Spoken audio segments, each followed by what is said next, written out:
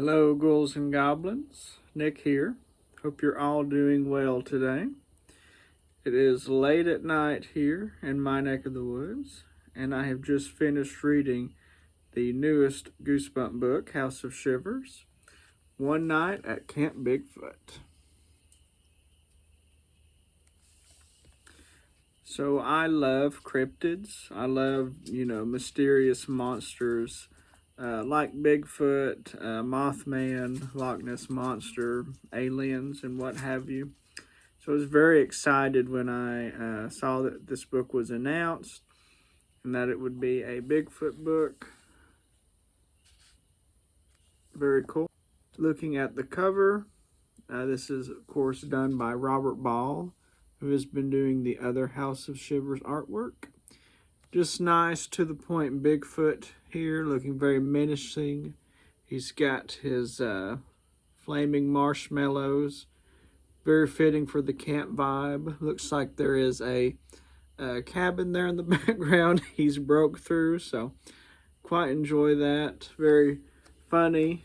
The green here and the tops of the leaves, those little details, very nice. Kind of dusk looking, or light peering through the leaves at the top.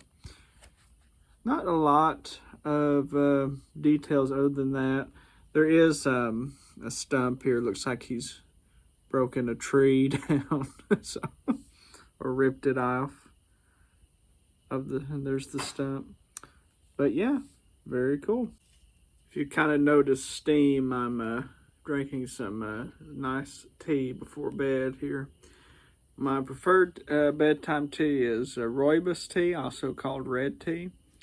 I'm trying the best way to describe it. It comes from South Africa. I think that's where it's grown, and it's more like of a sweet kind of taste to it.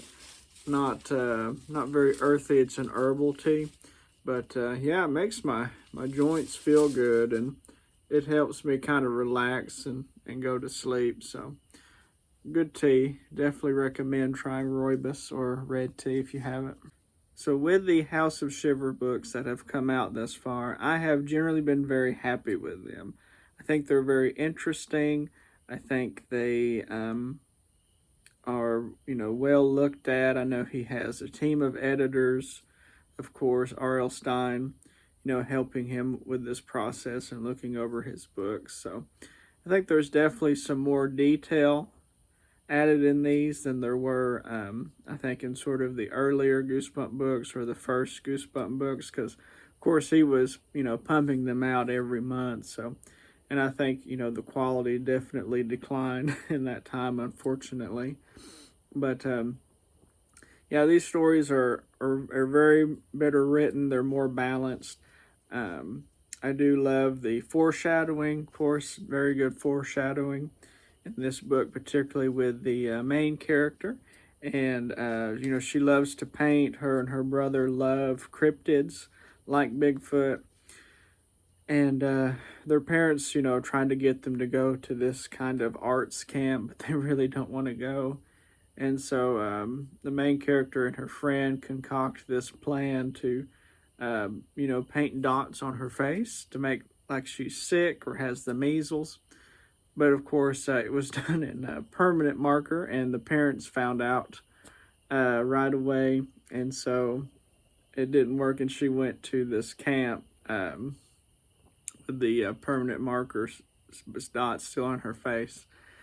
So when they get there, the camp is closed for a pretty interesting reason, I think. And but there just so happens to be a camp further in the woods. And the guy that's left behind at this camp, woo-woo, he's like, I don't know about that camp, but you can try it. And so they find this camp. It's just in the middle of the woods, just deep back in the woods, which I love that and sort of the more isolated settings like this. And, of course, it's seemingly normal. We meet Uncle Squatch is his name, because it's Camp Bigfoot. It turns out they're in Camp Bigfoot. Talk about a Bigfoot hunt that, will happen in a couple nights at when they go out and explore. But of course, I quite like this character that the girl bunks with, Cora Ann. She is very mysterious character.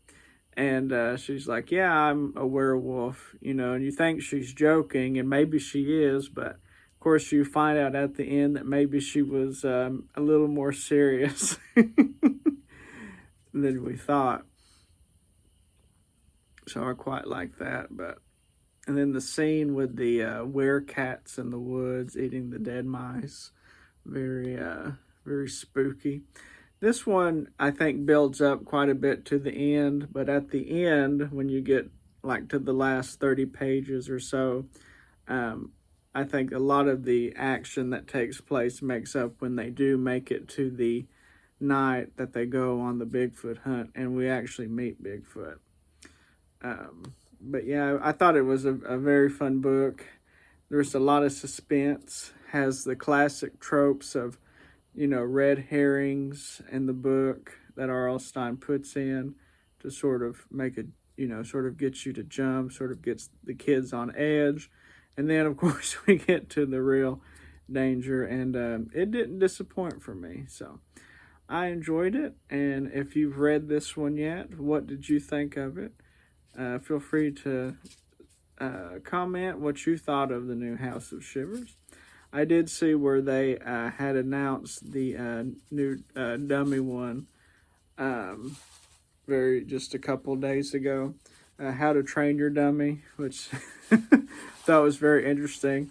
But it's not slappy this time, so that will be very interesting. But we are still waiting for the other book to come out later about the birds. So very excited about that. And of course, I will talk to you all next time, and we will see you then.